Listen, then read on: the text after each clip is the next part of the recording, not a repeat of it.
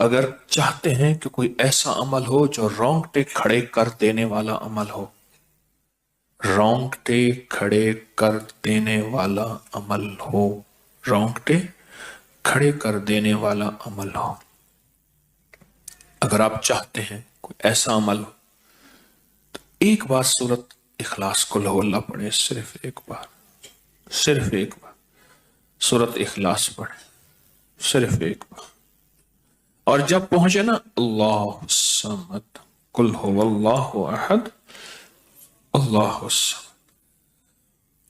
میں یہاں بھونٹ پورا میں کچھ دن رہا اور ایک صاحب میرے پاس آئے، مجھ سے کہنے لگے کہ میرے اوپر کسی نے ایک ایسا کالا جن اور ایسا خطرناک جن مسلط کیا ہے کہ جو میں آنکھوں سے دیکھتا ہوں اور میری بیوی آنکھوں دیکھتی ہے، بچوں کو نظر نہیں آتا، کوئی گھر میں آئے اس کو نظر نہیں آتا، میں آنکھوں میں دیکھتا ہوں. کہنے لگا ایسے دیوار کے اندر چلا جاتا ہے،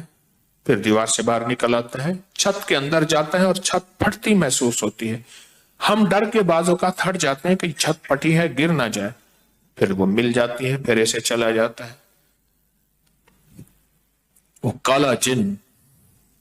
ایسے چلا جاتا ہے، ایسے آ جاتا ہے. کہا کہ اسے کسی نے ہمارے اوپر مسلط کیا ہے، مسلط کیا ہے. ان کے کچھ مسائل تھے، کوئی آپس میں مسلط کیے، اور کہا کہ وہ جن ایسا ہے ہمیں عبادت نہیں کرنے دیتا، تسبیح نہیں کرنے دیتا، وظیفے نہیں کرنے دیتا، اعمال نہیں کرنے دیتا، ہمارا منہ بند کرتا ہے. مجھے آج بھی اس بندے کے الفاظ یاد ہیں. دو اس کے ساتھ بوڑھی خواتین تھیں، ایک بہن تھی، ایک بیوی تھی، بیچارہ حالات کا ستایا مارا ہوا، کوئی 60 65 کے 70 کے قریب اس کی عمر تھی. کہنے لگا کہ جب میں قل ہو اللہ پڑھتا ہوں تو اس کی گرفت ڈھیلی پڑ جاتی ہے، اور جب میں پڑھتا ہوں نا اللہ الصمد، تو کہا کہ اللہ الصمد پڑھتے ہی وہ ایک دم دور ہو جاتا ہے، ایسے جیسے کسی چیز کو کوئی دھکا دے اور وہ چیز دھکے سے ایک دم دور ہو جائے. اللہ الصمد ایک دم وہ دھکے سے ایک دم کوئی دور ہو جائے. کہا کہ ایسے ہی ہوتا ہے اللہ الصمد. اور کہا کہ بس یہی وظیفہ جو ہے، کہا کہ مجھے مفید ہوا ہے، موافق ہوا ہے یہی وظیفہ. اور کہا کہ بس اب میں صرف یہی وظیفہ پڑھتا ہوں، یہی وظیفہ پڑھتا ہوں. مجھ سے کہنے لگا آپ مجھے کوئی وظیفہ بھی دیں گے نہیں پڑھنے دیں گے، یہی اگر اجازت دے دیں. تو میں نے کہا اس سے بڑھ کے اسم اعظم کون سا ہے، اس سے بڑھ کے پرتاثیر چیز کون سی ہے؟ میں آپ کو یہی وظیفہ دے دیتا ہوں، آپ اسی وظیفے کو پڑھیں. پھر میں نے اس کو ایک ترکیب بتائی، آپ کو ہی بتاتا ہوں، شاید میں زندگی میں پہلی دفعہ بتا رہا ہوں یا پہلے بتائی ہوگی، جہاں تک میری یادداشت ہے پہلی دفعہ بتا رہا ہوں. یہ نہیں کہ چھپاتا ہوں، دعویٰ تو پھر بھی نہیں کر سکتا، بھول جاتا ہوں پھر یاد آتی ہے بازو کا. اب وہ چیز آپ کو عرض کر رہا ہوں. میں نے اسے کہا صرف ایک دفعہ سورۃ اخلاص پڑھ، اول آخر 3 دفعہ درود شریف. رونگٹے کھڑے کر دینے والا عمل، اس کا نام جو میں نے سالہ سال سے رکھا ہے، رونگٹے کھڑے کر دینے والا عمل.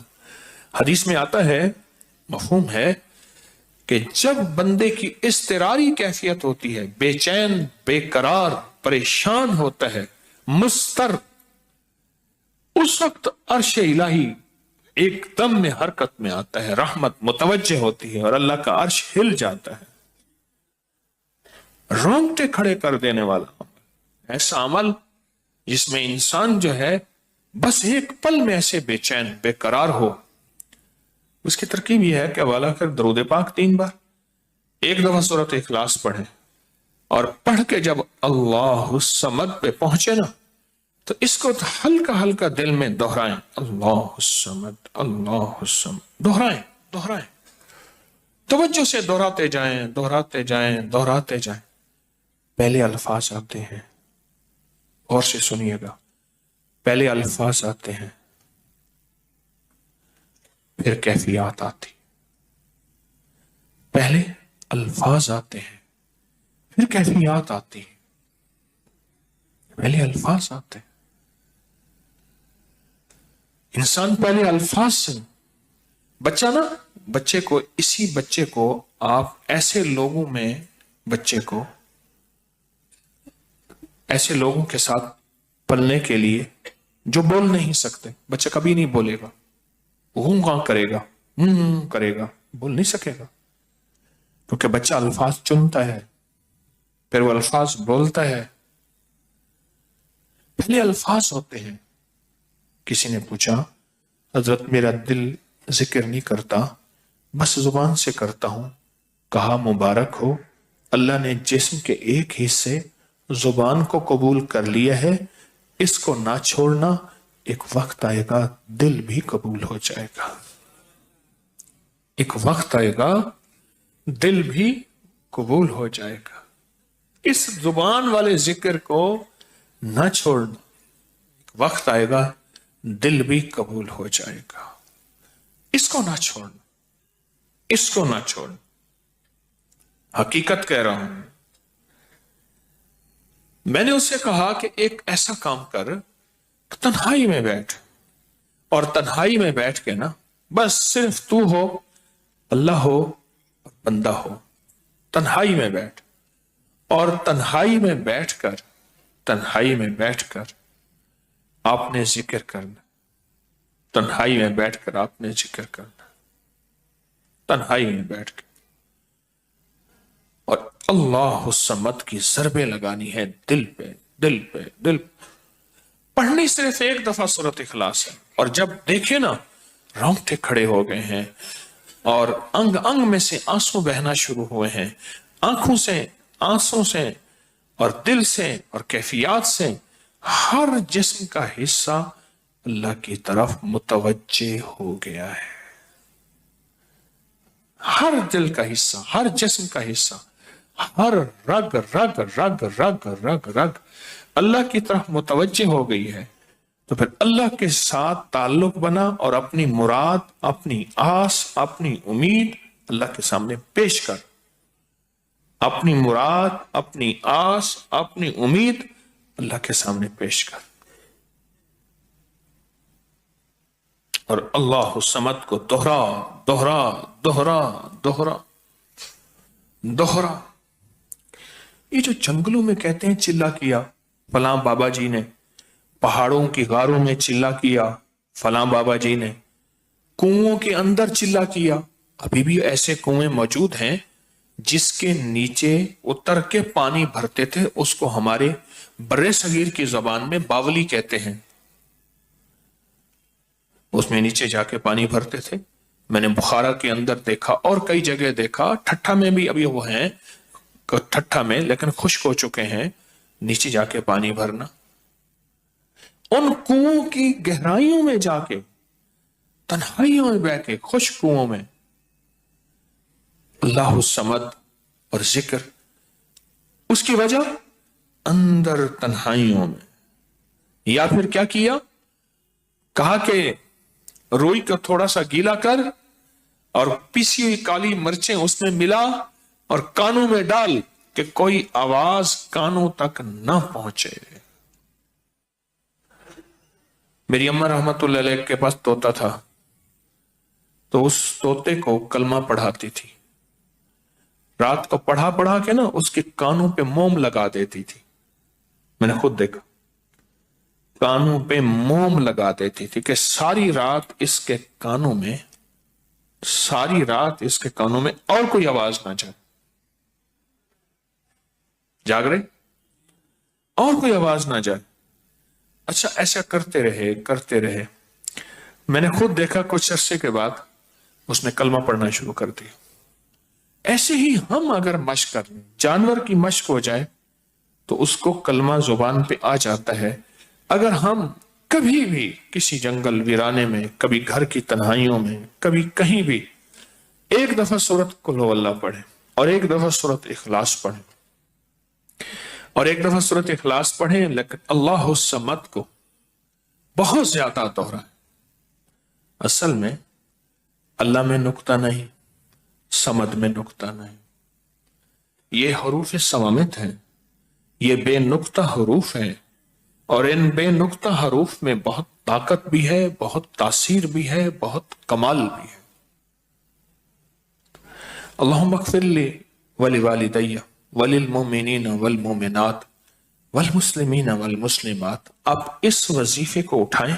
اس میں ذرا چنیں کہ بے نقطہ حروف کتنے ہیں۔ آپ کو ایک حیرت ہوگی، اور آپ کو حیرت ہوگی کہ اچھا یہ کیا ہے۔ جو طبیب کامل ہو جاتا ہے نا، یاد رکھیے گا، جو حکیم پختہ کار ہو جاتا ہے، جو ڈاکٹر پختہ ہو جاتا ہے، وہ کسی کا نسخہ دیکھتے ہی نا ایک پل میں دوائیں دیکھتا ہے اور دوائیں پڑھتا ہے، کہتے بس اس میں تھوڑی سی تبدیلی کر دیں باقی ٹھیک ہے، یا کہتے ہیں نہیں تبدیل نہ کریں یہی ٹھیک ہے۔ اسے پتا ہے یہ اس جسم کے مطابق، اس بیماری کے مطابق یہ عین صحت ہے، عین تندرستی ہے۔ اسی طرح جو وظائف کی دنیا کا بندہ ہوتا ہے اور اس کو وظائف کی دنیا میں پختگی مل جائے تو وہ بھی ایک پل میں وظیفے کے اندر کی طاقت دیکھتا ہے کہ اس میں حروف آتشی کتنے ہیں، خاکی کتنے ہیں، آبی کتنے ہیں، بادی کتنے ہیں، صوامت کتنے ہیں، قمری کتنے ہیں، شمسی کتنے ہیں، اور اس کے اندر وہ حروف کتنے ہیں جو نوری ہیں، وہ کتنے ہیں۔ ایک پل کے اندر اسے وظیفے کی طاقت اور تاثیر، اور ایک پل کے اندر اس کے کمالات اس کے اندر کھل جاتے ہیں۔ اندیکھا جہان ہے، لاہوت ملکوت کا جہان ہے۔ ایک صحابی حضرت معاذ بن جبل رحمت اللہ رضی اللہ تعالیٰ عنہ، وہ فرماتے ہیں کہ زندگی محدود ہے، علم لا محدود ہے۔ انہی کا فرمان، شاید انہی کا فرمان ہے کہ زندگی محدود ہے، علم لا محدود۔ تو جو علم لا محدود ہے اس کو ہم اپنی عقل سے سمجھنے کی کوشش کریں، اپنے شعور سے سمجھنے کی کوشش کریں، اپنے احساس اور ادراک سے سمجھنے کی کوشش کریں تو نہیں سمجھ سکتے۔ علم ہے ہی لا محدود، اس کی حد نہیں ہے۔ کبھی اگر آپ رونگٹے کھڑے کر دینے والے عمل کو چاہیں نا تو بیٹھ کے اس کی مشق کر لیں۔ دوسری یا تیسری مشق کے اندر آپ کو توجہات مل جائیں گی، ایک پل میں وجدان مل جائے گا، آپ حیران ہوں گے یہ کیا ہوا، اتنا جلد مجھے توجہ مل گئی، ساری عمر میں بڑی بڑی دعائیں مانگتا رہا، کبھی توجہ نہ ملی، کبھی کیا نہ ملی، توجہ نہ ملی، اور پل کے اندر اتنی مجھے توجہ مل گئی، آپ حیران ہو جائیں گے۔ اللہ الصمد، جب اس کو انسان وجدان سے اور پورے درد سے اور پورے غم سے اور پورے درد سے بندہ اس کو دہراتا ہے،